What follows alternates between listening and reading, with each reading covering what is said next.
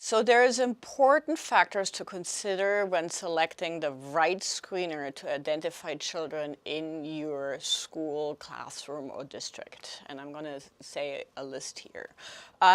So first of all, you want to make sure that it assesses all important skills that we know are important for learning to read. Secondly, you want to make sure that the screener is evidence-based, that there is some research behind it, that it's not just someone who put some words together and said, this is a great screener because it has worked last year in my classroom.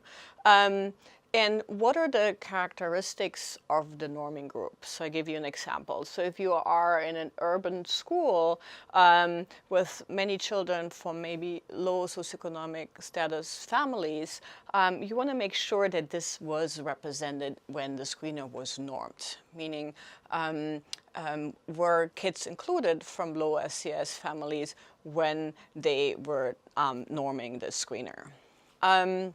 You also want to make sure that the overall time that it takes for you to screen the children works in your classroom, right? There's very short screeners, there are very long screeners. So you want to make sure that this works with your school and it works with your, what we call a screening protocol. So you could screen as a summer before kindergarten, which may give you a little bit more time because you get the kids in individually, or do you need to screen within the first week of kindergarten and you have very limited time.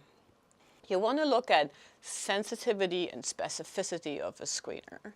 So sensitivity is correctly identifying those who will develop a disability.